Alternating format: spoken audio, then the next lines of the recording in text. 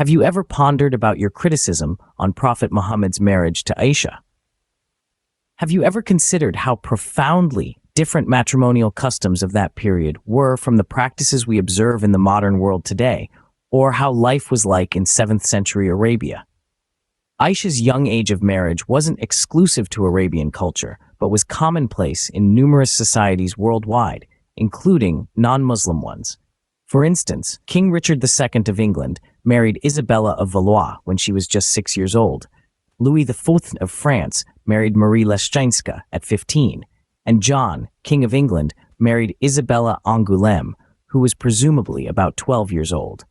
We also have examples in history, such as Agnes of Rome, who was betrothed at the age of 13. These historical events underline the prevalence of youthful brides in that era. But this was not confined to these examples. We also find instances in the Bible, such as Mary's betrothal to Joseph at a young age. In the Roman Empire and ancient Greece, girls were married at the age of 12 and boys from age of 14. Such practices were widespread across diverse cultures, from the Germanic tribes to Chinese dynasties. The Prophet's marriage to Aisha took place in the 7th century, a period when societal norms and values greatly differed from what we are accustomed to in the current era. It's important to remember that age of marriage was typically dictated by the onset of puberty, leading to girls being married shortly thereafter. This was the societal norm, so much so that even the Prophet's rivals in his era, who were pagans, Jews and Christians, did not criticize this marriage due to the fact that their own society too were marrying females not long after attaining puberty, a fact that is evident in biblical history even before the birth of the Prophet. The age limit for marriage is a modern phenomenon, but critics now in modern era are accusing the Prophet of being a pedophile when their forefathers too had young brides in history, and their family tree investigations would reveal female ancestors who married not long after attaining puberty and giving birth to multiple children to expand the family lineage. If you accuse the Prophet of being a pedophile with your modern standards, then know that you are applying these same standards and accusations to your forefathers in history and to ancestors in your family tree. Critics in modern era often cite the young age of Aisha and portray false narratives and paint Aisha as a victim. Let's now examine the victimized Aisha. The historical records are clear and authentic, proving the Prophet and Aisha had a loving and supportive relationship. Both of them displayed the standard enjoined by the Quran, showing respect, kindness, and tenderness to each other. Insights into their relationship revealed they liked to drink out of the same cup or race one another, indicative of deep connection and mutual love. To paint Aisha as a victim is completely at odds with her persona. She certainly isn't a pushover. She rode a camel to battle and lead troops, and was known for her assertive temperament and sense of humor. During his lifetime, the Prophet established Aisha's authority by telling Muslims to consult her in his absence. After his death, she went on to become one of the most prolific and distinguished scholars of her time, narrating more than 2,000 hadiths from the Prophet and played a significant role in the propagation of Islam.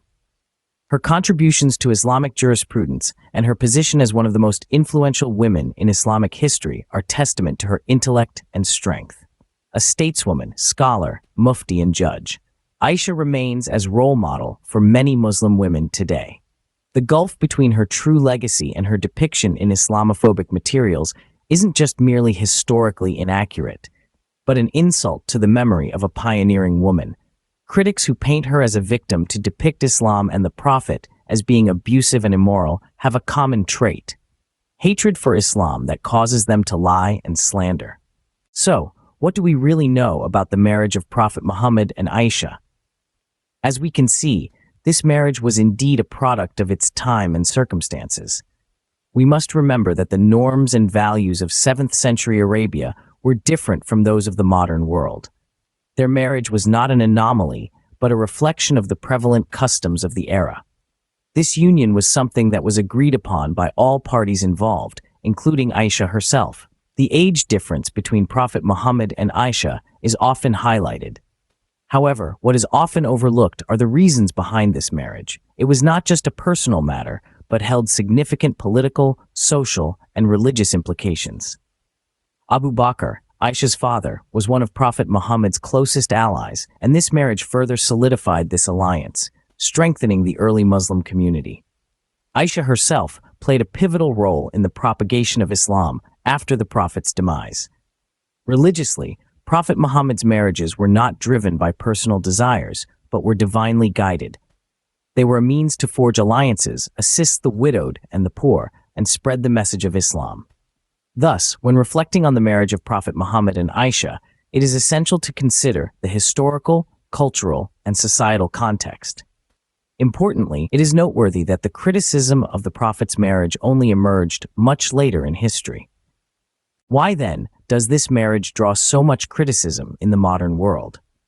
It's a question that on the surface might seem straightforward, but like many things, it's complicated and rooted in misunderstanding and misinterpretation.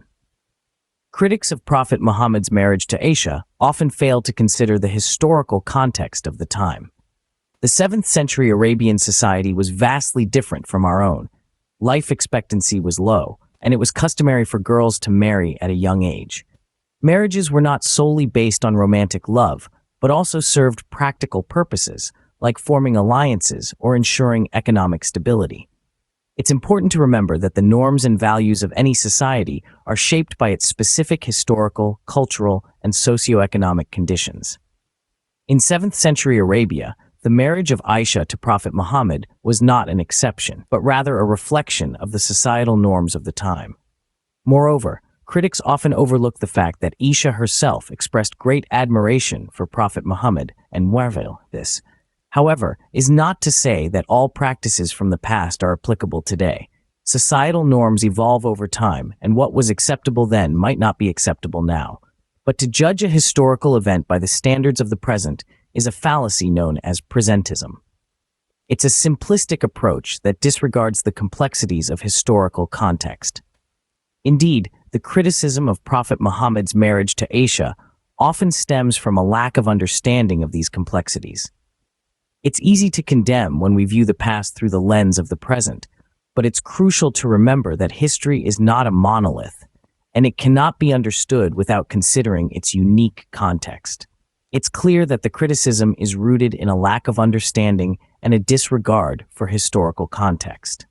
As we move forward, let's strive for a more nuanced understanding of history, one that acknowledges the complexities and realities of the past. So, where does this leave us in our understanding of Prophet Muhammad and Aisha's marriage? As we've journeyed through this topic, we have touched on several key points. We provided a context, a lens through which we can examine historical events without the bias of our own time. We've delved into the societal norms of the 7th century, where Prophet Muhammad and Aisha's marriage took place.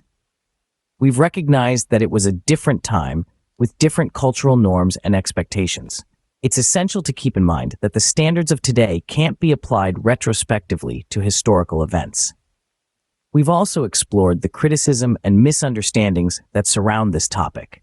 This is a complex issue, entwined with cultural, religious, and historical factors. It's easy to oversimplify or misconstrue events when we don't fully grasp the context surrounding them. The marriage of Prophet Muhammad and Aisha is a topic that can elicit strong reactions. However, understanding the historical context allows us to have a more informed discussion about it. It's crucial to remember that condemning a historical event based on the standards of today can lead to anachronistic interpretations. As we conclude, let's remember the importance of understanding the past in its own context. Let's also recognize the global nature of Islamophobia. This is a problem due to lack of understanding, and its supporters are biased who promote hate and anger with lies. By understanding the past in its own context and recognizing the global nature of certain issues, we can foster more informed and balanced discussions. Let's carry this spirit of understanding and balance into our future conversations.